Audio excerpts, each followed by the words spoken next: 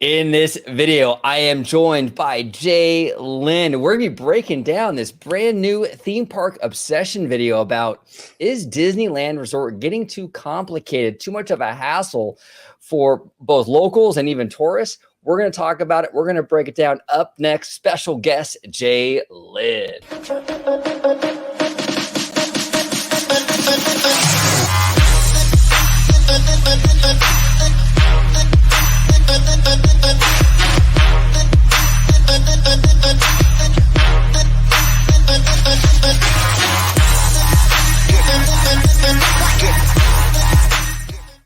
Welcome aboard to another episode of OG55. We are back in the saddle, ready to ride. The channel took a little bit of a break recently. We had a fantastic weekend at the Disneyland Resort and Universal with just a ton of friends. It was really, really awesome. All thanks to Mr. Theme Park Wizard, who we love dearly. And this whole week, we're going to be breaking all the Disney 100 stuff. And just a lot of content for all of you this upcoming week. But in today's video, we're breaking down Dylan from Theme Park Obsession. He created a great video about the current state of the Disneyland Resort and how complicated, how much of a hassle it may or may not be right now. And that's the topic of today's video. But before we do that, I want to introduce my good friend, Mr. Jalen. Welcome back, sir. Yes, thank you. I really appreciate it. Thank you for having me on. It's always a pleasure. I am on Twitter, Theme Park EXP626. I'm getting a little bit more traction. I have about 20 followers. I'm getting there. I'm very active in that community. And one day in the future, I plan on starting a channel. But right now, we're on Twitter. Do it. And go ahead and follow him on Twitter. We will go ahead and wait while you do that. Follow him on Twitter. Please. Yes. Yeah, we love Jalen and awesome insight into theme parks, a lot of passion. So definitely give him a follow on Twitter. All right, so let's go ahead and break this video down. This is fascinating stuff here. Okay. Absolutely. Yeah, this is interesting. Okay, so Dylan from Theme Park Obsession, he did a whole video on like the current state of the Disneyland Resort, and we're gonna kind of go, we're gonna play a little bit, talk about it, play a little bit, talk about it. But before I do that, I want to say that this is a fantastic video that Dylan did here, and it got me pumped like to talk about it. There's a lot here. I will say though, there are right. Yeah. There, I mean, it was like a lot here to break down and discuss. But I just want to kind of say it up front that like, if I have any disagreements with what he's saying, it's just friendly disagreements. I know some people like to, make it seem like, oh man, he's going after. No, I'm not going after anybody. I like Dylan. I love his content. But as fans, I respectfully disagree with some of the stuff here. And I just want to let everybody at home know that it's out of pure respect. And he made a fantastic video, really engaging video. And I really just want to break it down, whether I agree or disagree. But Jalen, are you ready to rock and roll? Should we start? Ready to rock and roll. Yes, sir. All right, let's do it. But with that, let's talk about what the heck is going on at Disney, because Disney is one of those places that I've always loved. I've always loved going to the parks. Disneyland has been my go-to park. It's been my home park since I was little. I've been going since the dawn of time. And things have been changing over the years, rightfully so. Things do change, and I get that. But I feel like the experience at Disneyland is becoming so stressful that it's turning people away, and those people just don't want to come back as often or ever again. And a lot of what was happening yesterday, I fully see it. I've been seeing it, but like yesterday was one of those things I'm like, dang, maybe I won't want to renew my pass next year after this. It's just too much. First, let's start with the park reservation system. Nobody likes it. Nobody likes the park reservation system. It is one of those things that is just an annoyance at this point because the parks are slammed. When Michael and I arrived to the park, it was already packed. We didn't get there till like 1. Michael was able to book California Adventure as his first park, and I was able to book Disneyland because I had booked the day like way far in advance, which again is kind of annoying, the fact that we have to do that so far in advance. So at 1 o'clock, we were able to both go into the park together, and yeah, we were met with a crowd of people. So when Disney sits there and says on a public release that, oh, the reservation system is there to provide a really good guest experience, it's nonsense. That is nonsense, because the park is slammed. It's busier than ever. There's more people in the park, and the reservation system does nothing more than to provide Disney with metrics so they can judge how many cast members they have to cast in the day. Okay, so first of all, he's absolutely right on that. That's exactly why they have the reservation system. But overall, Jalen, what are your thoughts on what he's saying here about reservations? Okay, so yeah, I 100% agree. When he said that, I was like, bingo. Like, it definitely seems as if the reservations don't benefit nobody else but corporate, but the high ups in Disney, making sure they make the most money they possibly can make. I still to this day have tried to figure out a reason and give Disney a benefit of doubt that, okay, these reservations are a good thing and they have a good purpose to be used. I just still to this day cannot figure out a reason why I should be satisfied with reservations. To his point, every time that I visited the park with a reservation system, it wasn't less crowded. It was always, I'm not gonna say that now what he showed was it's not like that all the time, but it Right, was yeah. pretty crowded. Um, and it almost seems like as if the idea that they were trying to portray that by having a reservation system, it allows them to have smaller groups per se. It's not always going to be jam packed. That's what it seems like. Reservations. Only a certain group can get this reservation in this time frame, in this time window. So only that group will be able to go into the park. So it's not going to be as crowded. That's what people that aren't like us are thinking. Tourists and stuff like, oh, I set a reservation and I'm going to be put into a group with a certain amount of people that got reservations for that day only. So it creates this false image, like as if things are going to be easier and smoother. And I think from day one with the reservation system, it's been the complete opposite of smooth. It's just been hectic and chaotic. It's definitely something that benefits Disney. It's like what Dylan is saying here. It's created so they can kind of gauge how many cast members they need to staff at the park on that day. And that's 100% what it is.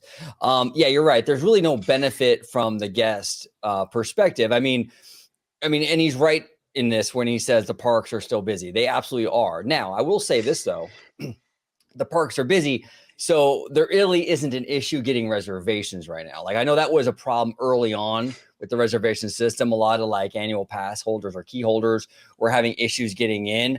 It seems like that problem has sort of been fixed. I mean, the parks are packed. I don't really hear as many stories about people not being able to get reservations that they want to get. It seems like they've opened that up. So that's good. That's good. I don't know. I mean, we'll see. We'll see what happens with the future of the reservation system. I know they've rolled back some of the reservation system at Walt Disney World. If you're an annual pass holder, after like 2 p.m., you don't need a reservation. I'm fairly certain some kind of rollback of the reservation system, like what Walt Disney World just got, will come here to Anaheim.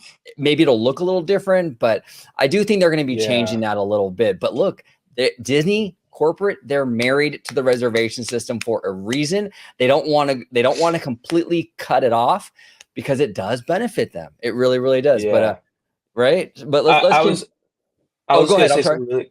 Yeah. So it's kind of like this thing where it's like they fix one thing, but another thing becomes a problem. So it's like, what can Disney do to find a balance? I've said this multiple times here and on other platforms, like on Twitter and stuff. Disney, obviously, a lot of things before the pandemic was better, but if we're talking about Disney in particular, I feel like we can say that we are at a stage now where we're past the pandemic stage. I'm just going to be completely honest. As for park operations wise, like we're not in that phase where reservations are key to not let a certain amount of people in for mask mandates, because that's what I think that's what reservations were installed in. Part of the reason was because they had to actually mandate how many people were actually in the park for health reasons, and then it was also for staff reasons and stuff like that. And now that we're past that stage and they still have reservations, now it's past that and it's just a staffing and money type of thing now. Completely. But Completely. but now that we're at that stage, you can say we're in the same stage as where we were before the pandemic. So why can't we look back? I'm just saying, I know it's hard, but why can't we look back and see what made the park run so? I mean, there was obviously problems, but the park ran so smoothly. Like, I mean, fast passes were free, or well, they had the max pass, but that worked effortlessly. You could come into the park whenever you want as a pass holder, and there was little to no complaining. I'm sure there was some complaining, but it was very scarce. The only thing people were complaining about was pricing, and that's not going to ever have change because it's the economy. Everything's going to go up. Yeah. But it's my thing is, what can they look back and take key notes, because as if right now it's like as if they're trying to start fresh and new with this whole system. I don't think they need to find a balance. That's what they need to do. I said Yeah. all that to say they need to find a balance between um, allowing people to have more reservations, or allowing more people to make reservations, and not allowing the parks to be super crowded. If they can Right. find a balance, then it'll work perfectly. Yeah, no, 100%. And Disney has been wanting to mitigate the annual pass situation for a long time. I mean, they've been really kicking the tires on revamping this program for a real long time. And I think that the pandemic sort of gave them that excuse to do so. But you're absolutely right, Jalen. I think what they're going to have to do is kind of come in here and find a good kind of balance. And you're kind of seeing that at Walt Disney World with the rollback, a little bit of a rollback of the reservation system. And I do think we'll see something similar like that out here, but we'll see. But let's see what else Dylan has to say. This is a fantastic video, by the way. Everybody needs to check this out after this show in its entirety, because it's fantastic stuff. But let's go on. Every point. Yep. It's not based on your experience. It's based on their checkbook. They want to know how much money they need to spend in a day in order to operate the park. We were walking down Main Street and a cavalcade had just ended, which, by the way, the cavalcade was okay. It was nice to see all the characters in their outfits, but it was okay. And it was just like this sea of people. And you're just like, why are we making reservations? Like, why are we doing this? Because if anything, I feel like the reservations create a false sense of demand. People have this urgency to make a reservation to go because they're afraid of not being able to go. So it's like, if Disney would just eliminate that, I feel like a lot of their problems would just automatically be lifted off their shoulders just on that one thing alone. So just right off the bat, you're already kind of disappointed with the reservation system and seeing those crowds. A lot of people that are not used to doing this, like you and I are, a lot of people watching this might be regulars to Disney. We go to the parks all the time, but the family from Texas or the family from Michigan or the family from Colorado doesn't really do this that often. They probably go once a year, once every couple years. So when they make a reservation, they might think, oh, well, this might be a good day to make a reservation, and we're making a reservation because they limit the capacity. That's not the case. You get in the park and you're met with just a onslaught of people, and it's very overwhelming. Now I get it. Okay, so on his point with that, in terms of like tourism and people from out of state, out of country, I don't think the reservation system is much of an issue for them.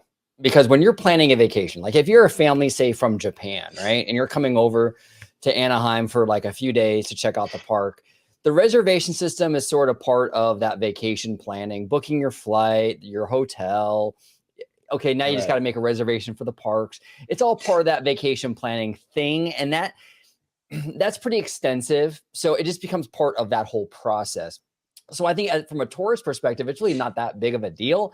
I think where it is a big deal is for people like us and for people like Dylan who like to frequent the parks more regularly.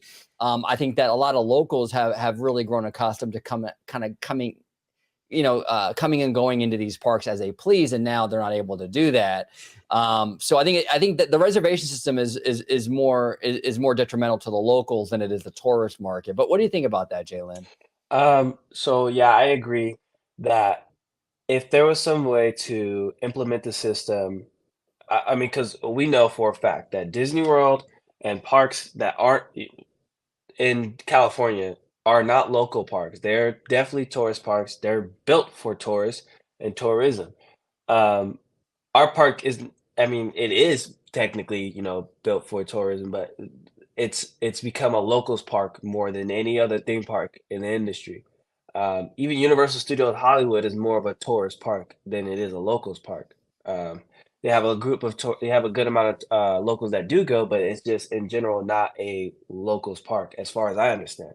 Disneyland in California is far known and well known as a locals park. So the reservation system becomes more of a setback and a problem because, like you alluded to, that if people like us, Dylan, and other people that visit the parks frequently, it's a setback. It's a annoyance because it doesn't allow us to visit the parks as with the amount of freedom that we want.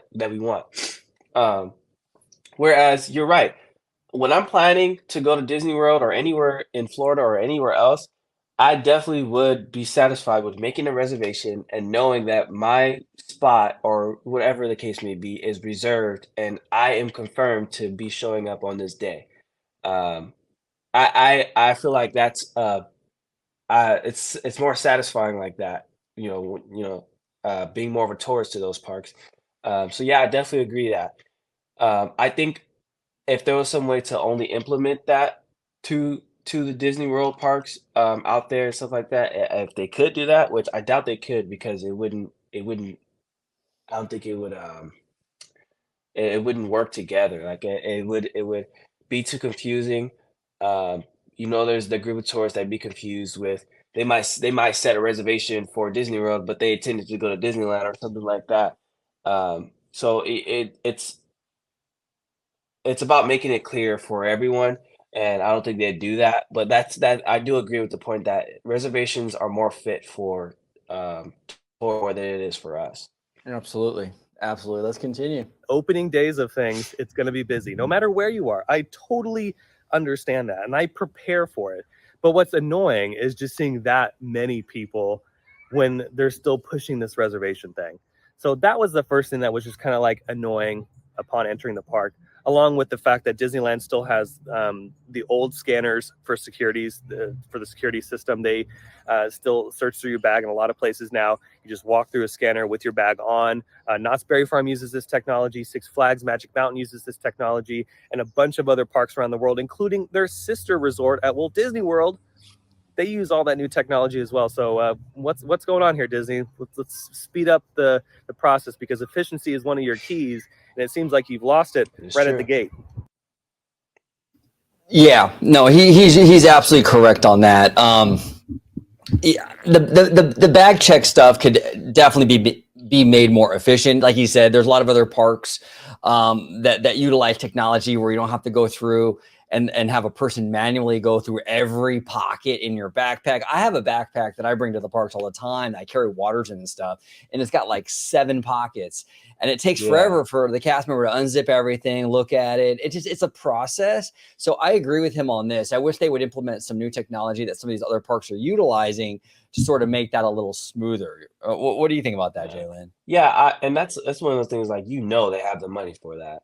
It's just they feel like that's not one of their focuses, I guess. But even though, like you said, and being a former cast member, efficiency is definitely one of the keys that as a cast member they want you to prioritize. So why are we prioritizing it? Or Right. we're only prioritizing it in certain areas that aren't necessarily important. I think efficiency, getting guests in and out of security is extremely important. It just makes like it's just with the whole park operations thing. It just makes everything a lot smoother and a lot easygoing, less stressful, which is what the whole topic is about. Being Absolutely. less stressful and frustrated in the park. I don't want to stand in a line that's about 10, 15 minutes. And it may not sound like that long, but we're just going through security. The odds of someone really having something going on, the odds of someone bringing something crazy in the park is slim to none. So let's, up the technology and throw the bag to a little bag scanner and keep it pushing. Yep, absolutely. All right, let's continue. Another big issue that we were running into was mobile order. Again, you have to constantly be on your phone throughout the entire experience at Disneyland. And if you're not, you're punished, because if you don't want to be on your phone and get something from Jolly Holiday, you have to wait in this 18-hour line to get anything. And it's like, that's not fair. That is not fair. And the reason why Disney wants you to mobile order is because they're eliminating a lot of the cash registers, because they don't want to have to pay a cast member to sit there at a cash register and help people that way. And results of that, they just go down to one cash register or two at big locations, and it forms this massive line. So then they force you to mobile order. The thing with the mobile ordering, though, is some days it's okay. Other days, like yesterday, it's awful. At 8 a.m. when the park opens, you're forced to make a mobile order for your lunch that you probably won't get until 5 or 6 in the evening, because the mobile order window has been pushed back so far. Okay, now this is where this is where I actually start to disagree with Dylan. And here's the thing: I was actually at Disneyland this weekend as well. I don't know what day he went, but I was there on Saturday, right? Yeah. And my party went on Space Mountain. I decided I was going to opt out of it and just kind of grab a little bit of a snack, right? So I went over to the Galactic Grill and I mobile ordered a cheeseburger, just a cheeseburger. And this was around, I think it was around like 2 o'clock in the afternoon. So right in the middle of the freaking day, right? I mobile ordered a cheeseburger. I got that cheeseburger. I got called to pick up that cheeseburger within 10 or 15 minutes. 10 or 15 minutes. And this has been my experience for the most part with mobile order, not just this weekend, but like for as the countless times that I've used it, I usually can order and get my food within an hour. So I respectfully disagree with Dylan when he says when you walk in the park on some of these days, you got to put your lunch order in right when you walk in. Otherwise, the window is so far out. I've never, ever, ever had to do that. I've never had 4 and 5 hour like return times. And maybe I'm just lucky. I don't know, but I mobile order quite a bit, like, look, this past August, I tore my hip labrum, right? So I had a hip injury. So when I was going to the parks, I wasn't going on rides. I couldn't go on rides. And so that's all I did when I went to the parks was mobile order and eat. That's all I did. Right. And it was very efficient from my experience, very anecdotal, but I've never really had that big of an issue with mobile ordering. In fact, I actually really like the system. That's just my thing. But Jalen, thoughts on mobile ordering? Yeah, mobile order. I definitely am the same boat as you. I use mobile order pretty much every time I go. But I can see. I don't know if he's alluding to the fact that they should get rid of the mobile order system. I don't want to assume, but that's what I'm getting from it. I don't think that's necessarily the right thing to do for one simple reason, because mobile order is not as insufficient as or inefficient as Genie Plus is. Genie Plus is such a high demand, and everyone thinks that by having that, they're top level premium, so everyone pays for it, and it becomes this long thing, and that's a whole mess, right? Um, I don't think mobile order has that same problem. I think what happens with mobile order is there's days where, like when the day when he visited and it's very slammed, that there's probably a lot of people that are thinking the same thing as him. The parks are busy. Let me mobile order because I should be able to get my food earlier than someone else. So obviously, if a lot of people are thinking the same thing, it's going to create a crowd. Um, and obviously, they're going to service to the mobile order before they service to the standby, just like how they would service to the lightning lane before they service in standby. It's the same concept, just a different scenario. Um, but I've had good and bad, more good experiences with mobile order. Yeah, the whole get your food within 10, 15 minutes, that's happened to me a lot. Yeah. But I don't know if I kind of lost track here, but I don't know if he said it already, but he brought something up about the mobile order where, there's times where, you come to visit the parks and before prior to you have to already have your full day planned of what you're going to eat, because sometimes what happens with mobile order is um, you may want to eat at French Market, but the next available thing isn't until 9 o'clock. Well, you might not want to eat that late, and at that point you're out of luck because there's nothing else you can do besides go stand in the standby. So I'm sure he's gonna get to that point. I'm sorry if I got too far ahead, No, but that's okay. it's in Yeah, the no, same. yeah, it's in the same context. And I personally, and I mean, he's had that experience, but I've never really had that experience. Whenever I've tried to mobile order anything, the windows are pretty decent. Like I've never had an issue where Yeah, it's like 1 o'clock in the afternoon and I'm looking at the mobile order window and it's like 8:30 at night. And that's just me personally. And maybe I yeah, just got lucky. It's whatever. But like even this past weekend, I mean, this is the kickoff for Disney 100, a massive weekend. Everybody was there this weekend. And I mobile ordered a cheeseburger in Tomorrowland in the middle of the day, and I got it in like 10, 15 minutes. It's just, yeah, it's crazy, you know? yeah. Definitely more times than not, mobile order works perfectly in my experience. But there are those times where it's like, oh, really? Like, I don't want to wait that long for a cheeseburger. Right, I don't right. want to go stand in the line. Exactly. All right, here we go. Let's continue. So it's like you're right when you enter the park, you're already having to think about, okay, what do we want for dinner? What do we want for a late night snack or whatever? What do we want for breakfast? Because the window might be pushed all the way back to like 1. That to me is you're already destroying the guest experience because people are already getting frustrated. We ran into this issue at Avengers Campus during the opening of that. We found out that like at opening at 10 a.m., we had to mobile order stuff and we weren't able to get it until like later on in the afternoon. And it was being pushed back further and further and further. And it's not fair for people that just want something now. It's like if you're hungry right now, well, you're going to have to wait a few hours or you're going to have to go somewhere else and hope that the mobile ordering is further up at that location or hope that there's no one going to that location. So Okay, so here's the thing with this as well. He mentions about the opening of Avengers Campus and the windows and what have you. Right. If there wasn't mobile order for an opening like for Avengers Campus, right? You would be spending a significant amount of time standing in a line to order food.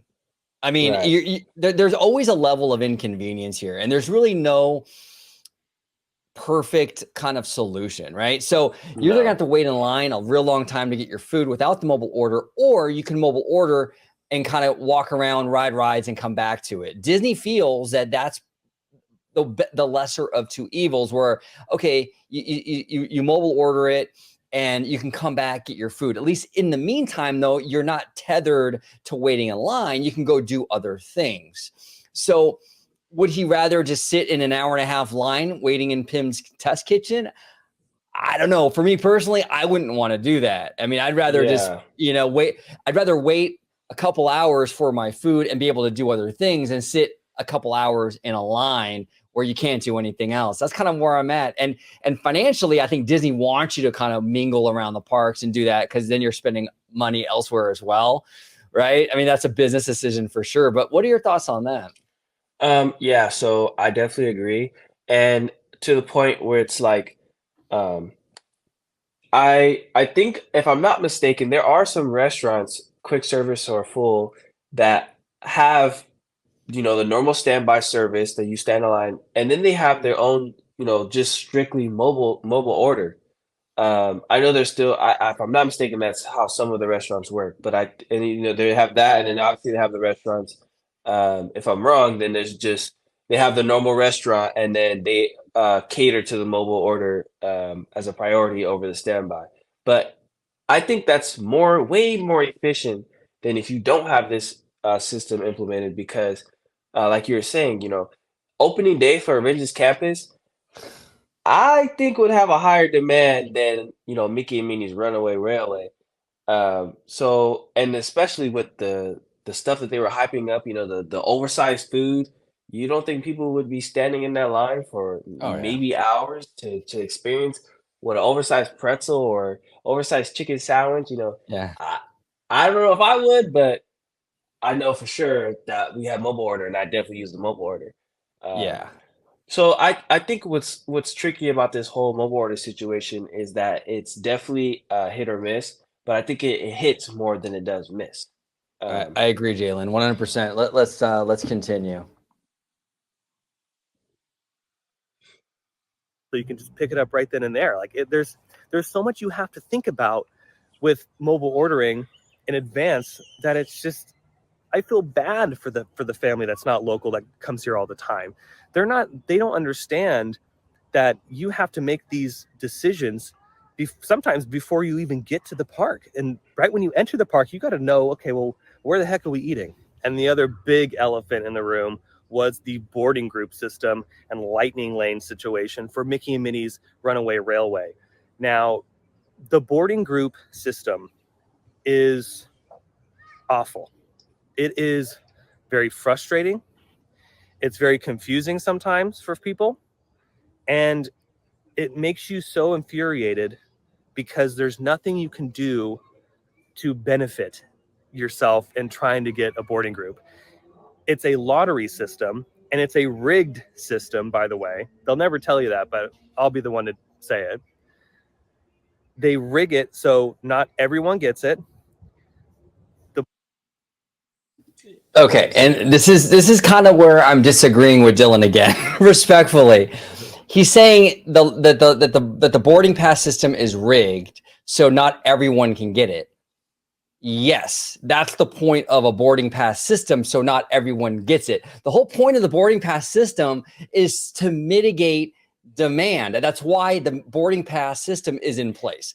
If it was just going to be let everyone do their thing, then there would be no need for a boarding pass system. So yes, it's rigged, and that's not like a big like sinister like secret. It's designed to mitigate demand. That's the point of it. What do you think about that, Jalen?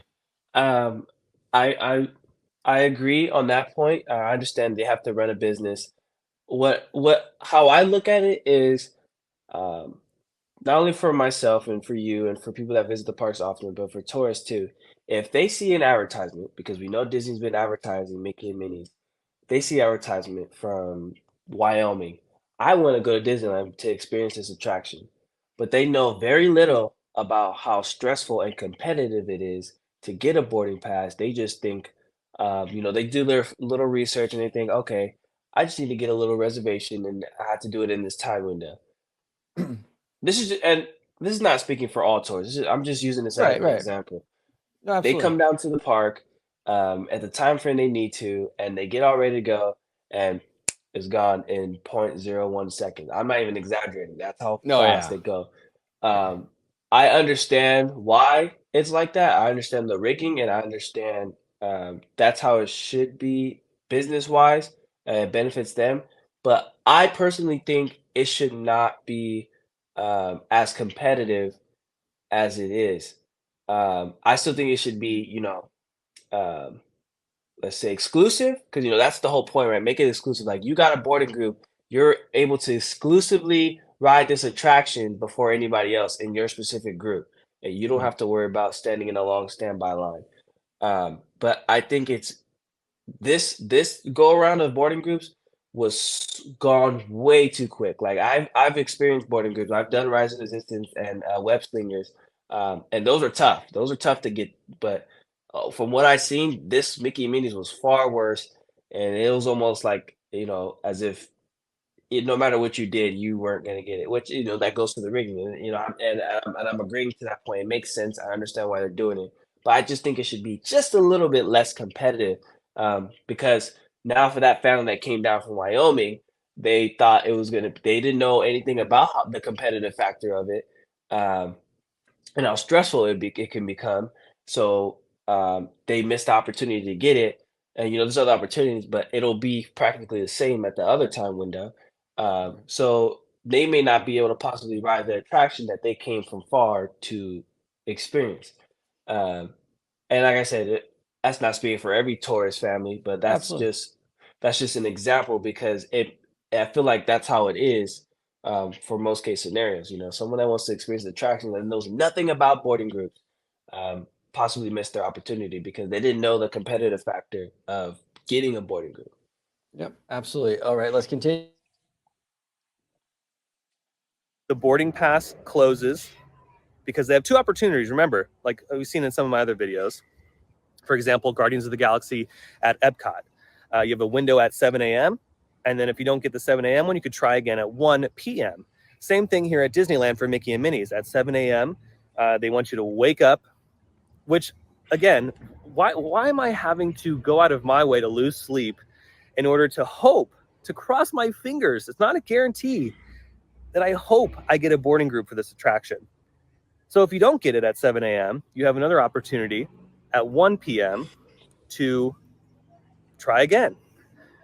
Again, not guaranteed. But what happens is they close the 7 a.m. one so quick that barely anybody gets it. But they do have that option to purchase the individual lightning lane for $20, and you can ride the ride, but you have to pay.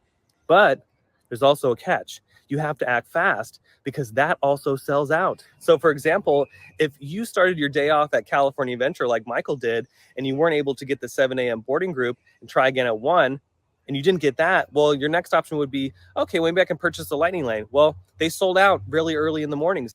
Are you sick of having issues with your webinars, wasting tons of time on troubleshooting with attendees? So you were just screwed. You were just, you know what, out of luck, and you weren't able to ride the ride.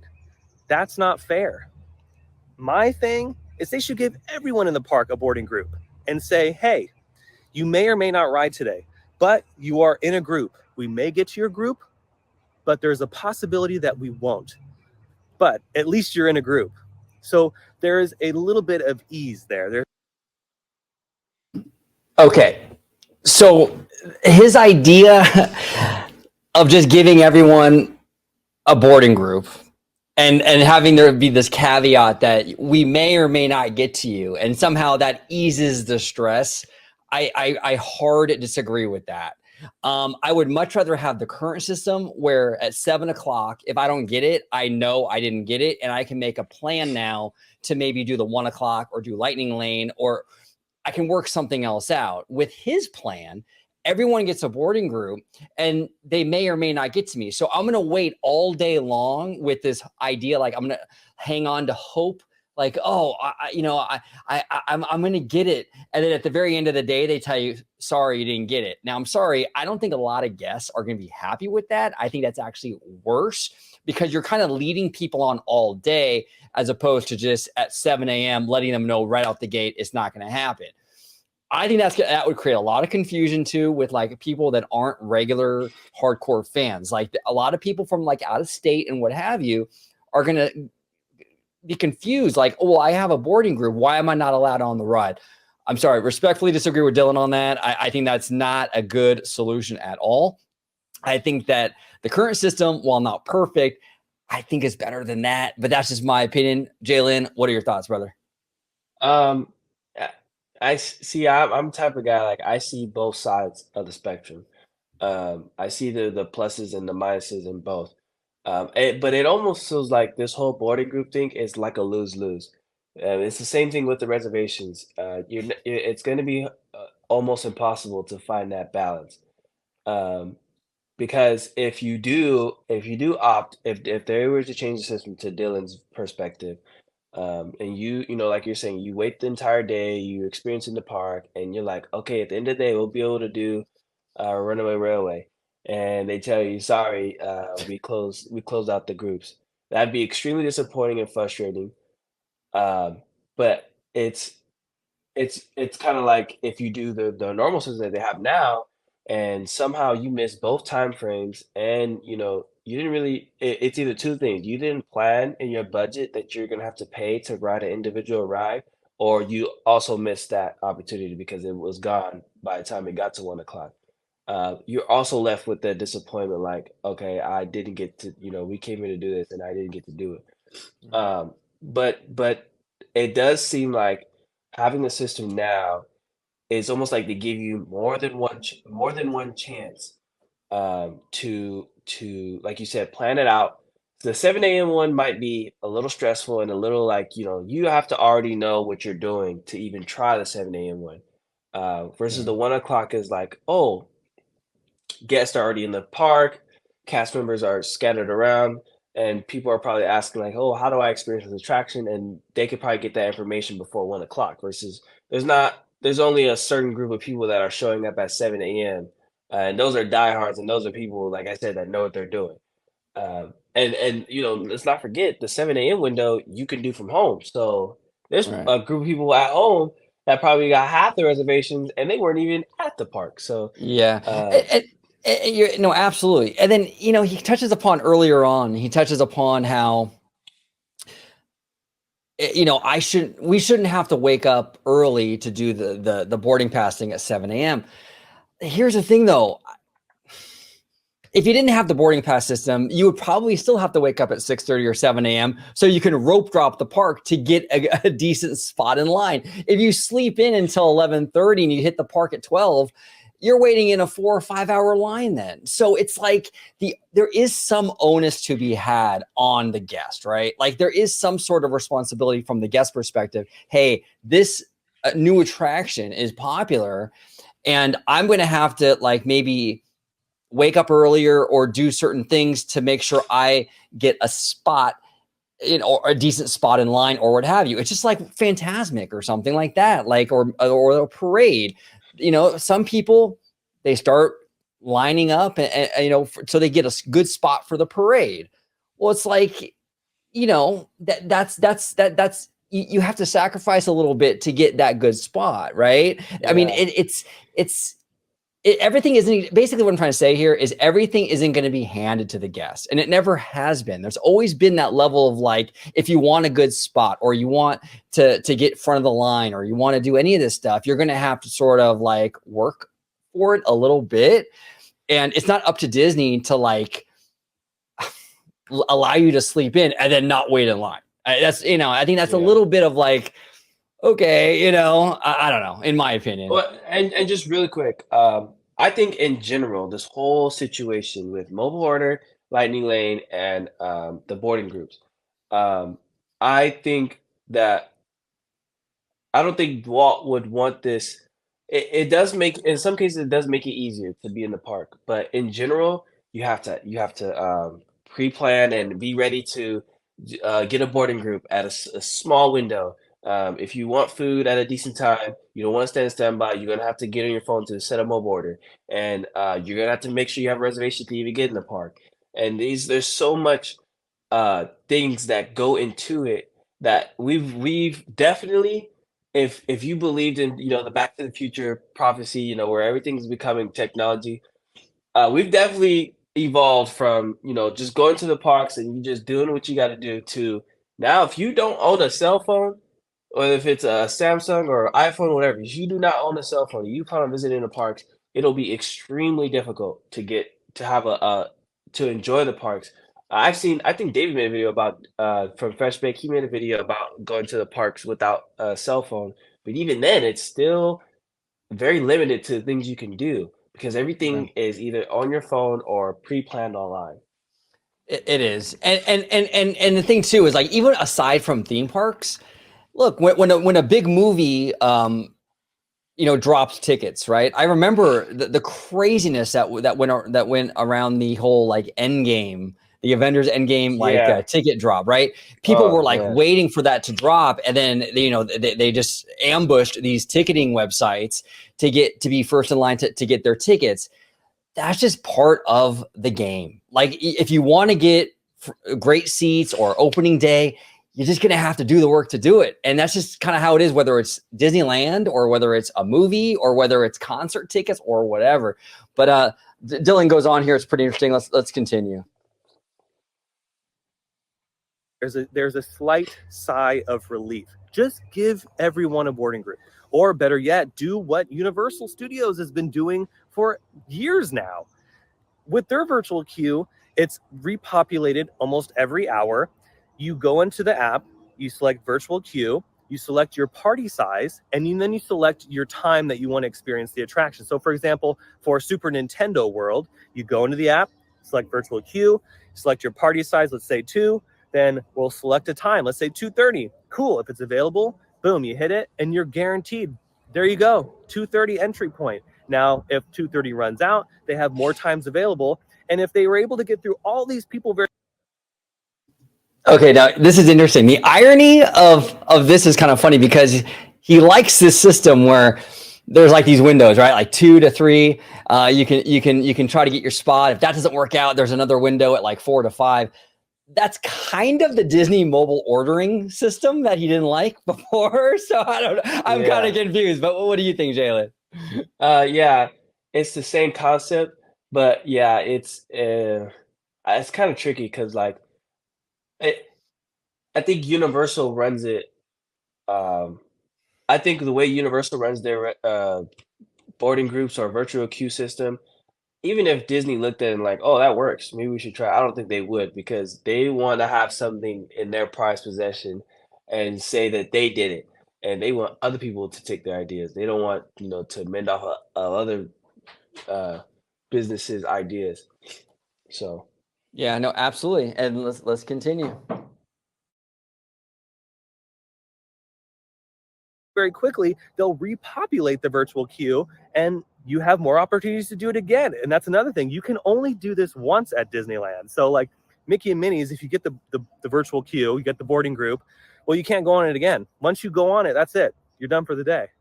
Whereas at Universal, if they have more virtual queues available after you ride, well, you can do it again. At Universal, you're not punished for not being finger fast. And they don't force you to pay to go on the ride. If you didn't get the time slot, well, then, okay, maybe you can try again later on in the day because they'll repopulate it. At Disney, on the other hand, if you didn't get the first group, you either pay or you hope you get the second group. And if you don't get the second group and you don't pay, well, then you don't go on the ride. I can't count on my fingers how many families were upset yesterday that they did not get a boarding group. And that sucks. That is very disheartening because there's so many people in the park that get turned away instantly, and it's so unobtainable.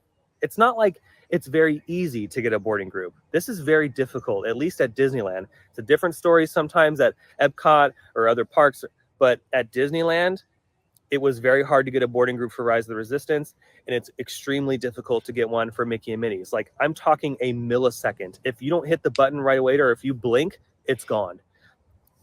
It's rigged. It is rigged for the benefit of the company and not for the benefit of you, which is a bummer because it's such a good ride. It's a spectacular ride, and Disney did such a great job on it.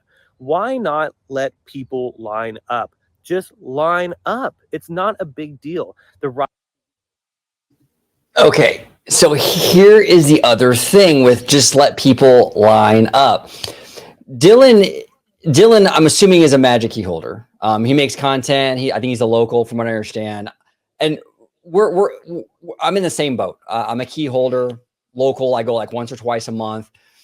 From our perspectives, the whole idea of like, we'll just line up and just wait 4 or 5 hours, whatever it is, for the new ride. It's easy to say that when you're at the parks all the time. But what about the families coming from Japan or out of state? Are they are people that are families that are only here for 2 days, and they've only been to they've never been to the parks, or they haven't been to the parks in years. Are they going to want to dedicate half a day or even a quarter of the day to waiting in line for one attraction? If you're from Japan and this is your first time at Disneyland Resort, you're going to want to wait 5 or 6 hours for the Mickey ride. That cuts into all your vacation time. So I think as a key holder, yes, just stick it out. Just wait the 5 or 6 hours. No big deal. Yeah, but think about it from a tourist perspective. Like, are they going to want to take a huge chunk of their vacation doing that? Probably not. So I don't know if it's a great system just to like let people wait in line, because honestly, if I was a tourist, that would kind of suck. But what do you think, Jalen? Yeah, and that's what I was saying earlier about locals and tourists. I do feel like Disneyland is more of a locals park, but in general, most of their interest, most of their money is made from tourists. So any decisions that Disney makes to operate their park, it's going to be based on tourism, not they don't even like us. I mean, we're the unpopular crowd or whatever they said about us not that long Oh, ago. the When they quit. the unfavorables, right? Yeah. The unfavorable So mix. yeah, that's who we are. So that's how we stand. So I don't think our voice really necessarily matters. But if a group of tourists that come from out of state or out of country said, "We don't like this, change this," it'd only take just a few of them to for Disney to notice that and be like, "Okay, we got to change this," because in general that's how they make their money is based off of tourists. So yeah, standing in line. and I can say this as a tourist going to Universal parks in Florida and stuff. I wouldn't want to stand. I wouldn't want to stand. I would not want to stand in a line that's over an hour, pushing 2 hours, because that, like as Right. you said, pushes into another hour, so I could be spending somewhere else in the park. So What yeah, I definitely agree on that point. 100%. Ride has plenty of capacity to handle that amount of crowd, and the queue space in there can hold quite a bit of people. If people are willing to line up for Mickey and Minnie's and take time out of their day doing other things, they will do it. And Disney, you're still going to make money. You're still going to make money off those people because there's still people in the park, and they might leave to go get food or whatever. But the hardcore people like myself and so many others that want to just do it, they will wait and do it. But what's so weird about this is Disney is not consistent on any of this stuff. What happened just recently? Well, they closed Splash Mountain at Walt Disney World. Did they have a boarding group for that? No. They had people line up all day. The wait time for that attraction before it closed was hovering almost around 300 minutes. 300 minutes. That tells me people are willing to wait. They don't need a boarding group. They will go out of their way to wait for it. And Disney can handle it. By the looks of it, they can handle it. So why can't you handle it for this? I think they have a little bit of issues with that. Yeah, well, and here's the thing.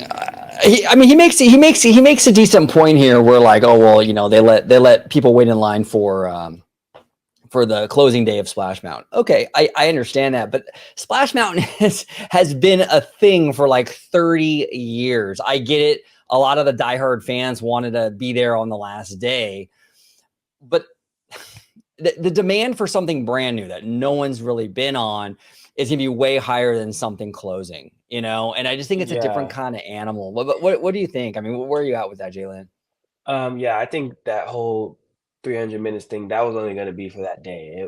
Splash Mountain, as popular as it is, would never see the light of day of 300 minutes on any normal operating day. At least I doubt it.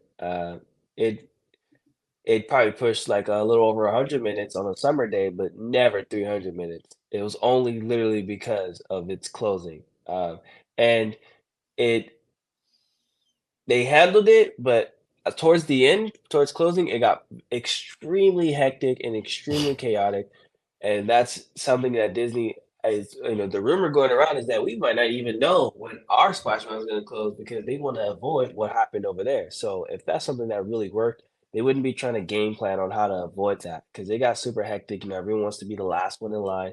But like I said, or like you were saying, that's a whole different animal. That's not going to happen on a daily basis for a Yeah, brand new attraction. Uh, but 100%. that, but yeah, it is kind of tricky when you use that as an example because that's a whole different monster. If that was a daily thing, 300 minutes, then yeah. Yeah, 100%. Now we have one more little clip we're going to play, then we're going to take off. Yeah. But one more clip. Here we go. People to go and do a boarding group. Why are you having to punish people for not being finger fast and they have to purchase the lightning lane when you just showed us at Walt Disney World that you're willing to let people line up for hours and all day to say goodbye to an attraction? It doesn't make sense. It's rigged, and it creates a bad guest experience for those that want to experience it. It's frustrating to go to Disneyland sometimes, and that's not what Disney's all about. We want to go to Disney or any theme park and have a good time and not think about, dang, did I make a reservation for this? Or I wasn't fast enough this morning at 7 a.m. when I'm like just waking up. We didn't get that ride, so we can't go on it today. I didn't book my reservation for my restaurant early enough. I wasn't able to book Lightning Lane because they sold out. Like, it should not be this stressful. You should be able to go to Disneyland and have a great time and not have to worry about being on your phone 24/7. Okay, so Disney parks or Disneyland more specifically, they've always been stressful. Now the stressors might move around. Now the stress points are different than they were maybe 20, 30 years ago. Disney has always been stressful. I remember going as a kid and like stressing out about like, oh, we got to wake up early and go to the parks to get in line. Otherwise the line can be super long. The restaurants were always packed. It's always Right. been a stressful thing when you with these for these families. It's never been like this utopian thing where you go and it's just everything before the reservation system and before mobile ordering was super non-stressful. There is anxiety when you go to these parks to get as many rides in as you can, especially if you're going once every decade or maybe it's your first time. There's always that element of stress here.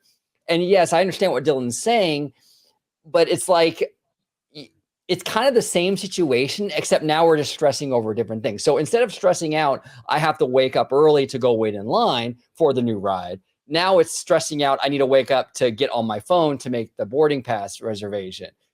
It's still the same shit though. At the end of the day, you're still stressed out at 6:30 about the ride. That's kind of how I feel about this. Is like I feel like yes. Look, I'm not condoning a lot of these things that Disney's doing. I'm just saying that this romanticizing of the past. That's like, well, before this, there was just never any stress at the parks, and it was just so easy.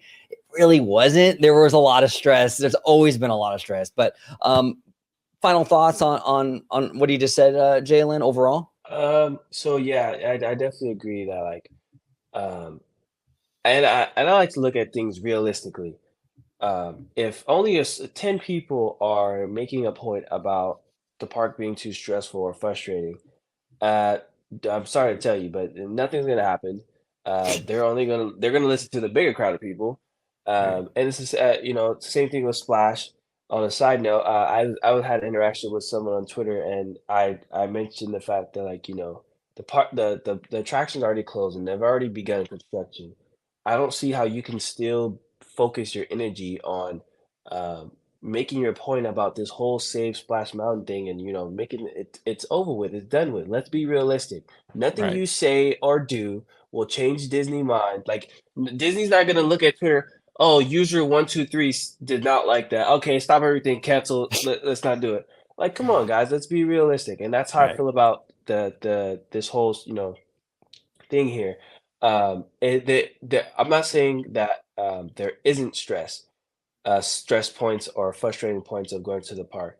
But like how you were saying, there's always going to be that because there's always stress factors when you're visiting a theme park, or there's a stress factors when you wake up in the morning. How are you going to get to work? Make sure there's no traffic and stuff like this. Every Right. day and every point in your life, there's going to be a stress point. There's no way around it. There's no way to get rid of it. It's just the way it is. And it's the same thing with Disney. Um, Well, and I here's cut you off, but the other thing too is like he made the point in the video like Universal is a less stressful experience, but yeah, it is. I mean, I did Disneyland and Universal this weekend, and Universal is way less stress, but most of that like ease of less stress at Universal was mostly due to the fact that they just don't have as many rides. So it's not as overwhelming when you walk in the gate. There's not 85 dark rides in this Yeah, park. So you you can only have finish Universal in a day. right. So you're going into this experience at Universal very much like, I got this. At Disney, it's very difficult to hit every single attraction. Disneyland has so many attractions. So there's always, even if you got rid of the reservation system, even if you got rid of mobile ordering and boarding groups and all this stuff, yada, yada, yada, Disneyland will always be very stressful because it's overwhelming with how much it has. And even me, I quote unquote professional. Let's say professional. I plan on going in March, right? And I'm sitting here like, oh man, I have to because I'm going with people that don't go as often. So I'm trying to make sure that whatever we have planned is strategically planned because if not, they're gonna miss things and not gonna be able to experience things. So it's exactly what you're saying. Like there's so much to do and you have this mindset like, well, I want to get everything done because I think this I would want to at least try to get everything done, but it's almost like it's almost impossible. I'm sure it's possible, but it's almost impossible It's because you have hard. to you only have so much time, and let's roughly say on a normal day it takes you about 20-30 minutes on each per attraction. So you have that, and you have what, about 20-30 minutes to eat, and you eat 3 times a day, so that's what, an hour and a half, maybe. That's already taken out of your day. And it's just so many things you have to think about, even as people that go to the parks often. It's stressful for us. So I could even imagine how stressful it is for tourists. but that's how it's going to be anyways, and nothing's going to change that. 100%. So just There's just a- as you said, just for the simple fact of how overwhelming the parks, and there's 2 parks, you know, they're right across from each other. You have to figure out how to Yeah. game plan 2 parks in one day. Right. And then the money aspect comes into that expectation thing as well. When a family's paying an arm and a leg to go to Disney, that's another added stressor.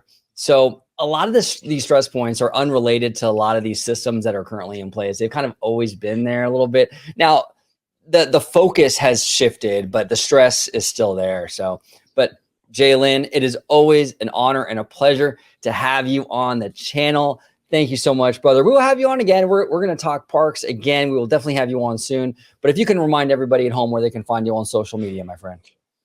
I am on Twitter at ThemeParkEXP626, right at that handle right there. And I am active on there. I talk to OG, I talk to Theme Park Wizard, everybody and everyone that interacts with us. We have a good time. Hopefully, I could join that Avengers cast. We can go to the parks together someday. When there it is. Yes, Jalen, definitely. We got to hit up the parks one day, all of us together. You, Theme Park Wizard, Vash Guy, Family Man, all of us. It'd be great. It'd be a great time. We definitely got to plan something.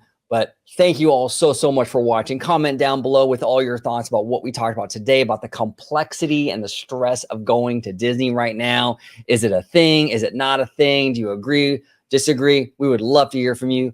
Thank you all so much for watching. Smash that like button. And as always, have a wonderful, wonderful day.